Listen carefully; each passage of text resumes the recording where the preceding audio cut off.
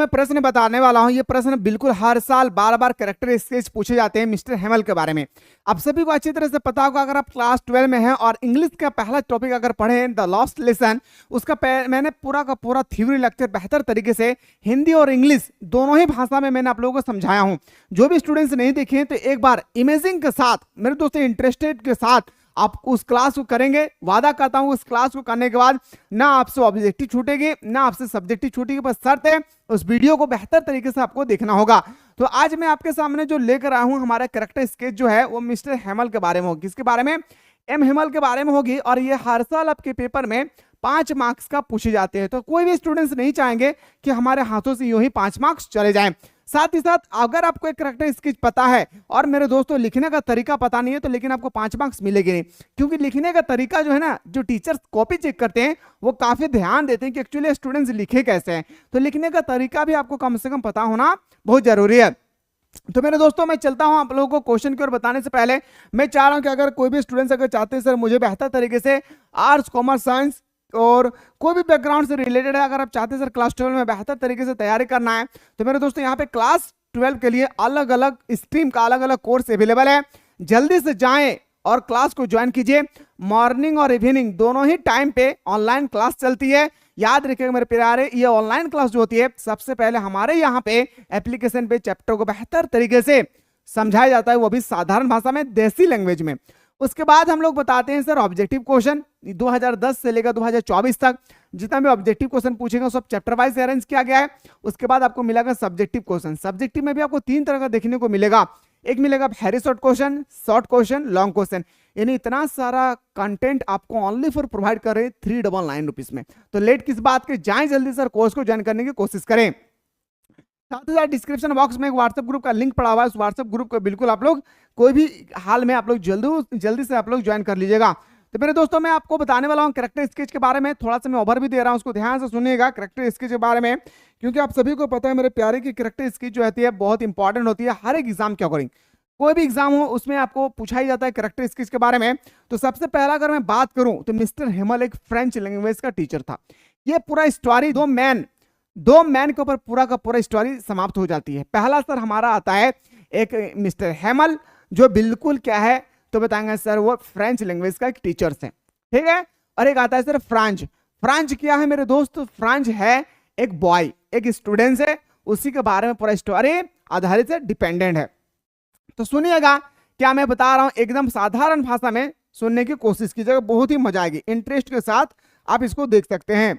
तो पहला हमारा आता है मेरे प्यारे यहाँ पे कि mister Hamel was a teacher of French language at a school in Alsace. मेरे प्यारे अल्सेस जो है ना, ये फ्रांस का 2 शहर है था। एक का नाम था याद रखिएगा, एक का नाम था अल्सेस और एक का नाम था लॉरेंस। 2 जो हमारा शहर है वो फ्रांस में था और इन्हीं 2 शहरों पे ना जर्मनी ने कब्जा कर लिया था। याद रखिएगा, सुनिएगा।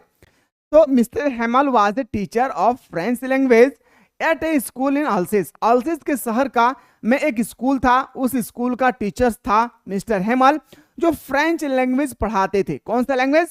फ्रेंच लैंग्वेज, बिल्कुल वह साधारण भाषा में पढ़ाते थे, ठीक है। As a French territory that had fallen into the hand of the German. और कहता है मेरे दोस्तों जो बिल्कुल एक जमाना था जो बिल्कुल ये स्वतंत्र रूप से जी रहा था फ्रांस के 2 शहर अल्सेस और लॉरेंस, लेकिन अब धीरे धीरे जर्मन से आदेश आने लगा कि अब इन 2 शहर में जो है फ्रेंच लैंग्वेज नहीं पढ़ाई जाएगी। इन 2 शहर में अब फ्रेंच लैंग्वेज नहीं पढ़ाई जाएगी। अब धीरे धीरे इन 2 शहरों पे जाके कब्जा कर लिया। किसने? जर्मनी ने इन दोनों शहर पे जाके कब्जा कर लिया। क्या कर लिया मेरे प्यारे? जर्मनी में जाकर कब्जा कर लिया और मतलब अपने हाथ में ले लिया दोनों चीज को, अल्सेस को भी और लॉरेंस को भी।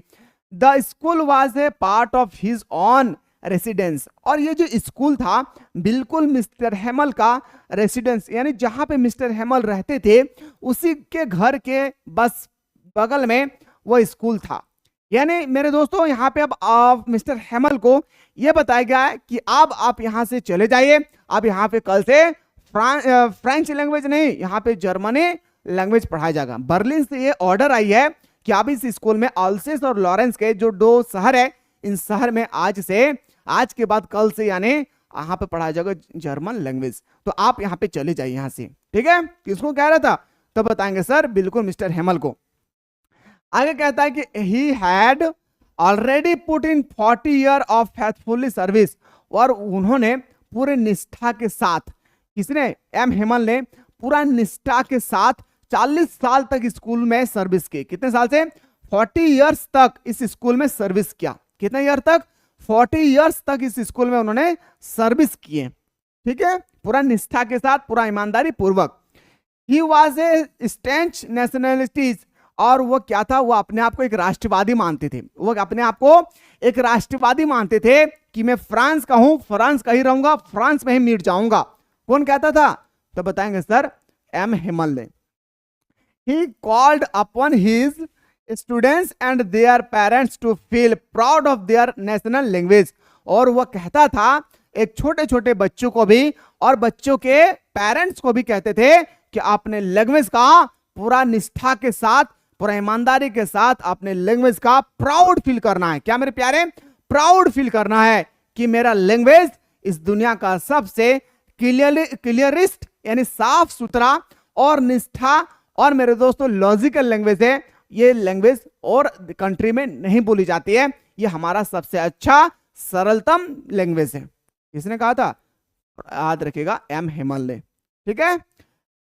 यानी सभी को मन चाहता है ना मेरे दोस्त कि हमारे सभी को मन चाहता है कि हमारा राष्ट्रीय लैंग्वेज पर कोई हमला ना हो, लेकिन अगर कोई हमला करते हैं तो हम लोग कहते हैं ना कि हमारा राष्ट्र का लैंग्वेज, हमारा राष्ट्रीय भाषा दुनिया का सबसे अच्छा भाषा, सबसे सुंदर भाषा, सबसे सरल भाषा है, सभी कहेंगे, जिस तरह से फ्रांस में हो रही थी, ठीक है। Such boarding of language would help them secure freedom once again, और कहता है मेरे प्यारे भाषा का ऐसा जुड़ाव उन्हें एक बार फिर आजादी मिलने का मतलब, देखिए भाषा के साथ अगर हम लोग जुड़े रहेंगे ना तो हम लोगों को हिला नहीं सकता। तो ठीक है, एम हेमल कह रहे थे मैं अपनी भाषा छोड़ने को नहीं तैयार हूं, आप चाहे तो मेरे स्कूल से मुझे निकाल दीजिए, मुझे स्कूल से निकाल दीजिए, कोई बात नहीं है, लेकिन मैं अपने भाषा को छोड़ने वाला नहीं हूं। आगे कहता है कि ही लुक्ड वेरी डिप्रेस्ड, और जाहिर सी बात है भाई, कितना दिन तक पूरा ईमानदारी पूर्वक टीचर करने के बाद भी, काम करने के बाद जब उसको यहां से निकाला जाएगा तो डिप्रेशन पे जाएंगे ही जाएंगे, जाहिर सी बात है ना। On the last day of his teaching career there, जिस दिन उसका अंतिम दिन था कैरियर का, उस दिन वह पूरा एकदम निष्ठा के साथ शांतिपूर्वक लोगों को समझा रहे थे। लास्ट में उन्होंने यही कहा था कि हमारा लैंग्वेज, हमारी भाषा दुनिया का सबसे सरल, सुंदर और सुस्पष्ट भाषा है, याद रखिएगा, ठीक है। आगे कहता है he had got the order to leave the job as a well vacate the building for the Germany teacher, और आज से इस स्कूल में अब जर्मन लैंग्वेज पढ़ाई जाएगी, इसलिए पूरी निष्ठा के साथ मैं आप लोगों को पढ़ा रहा हूं।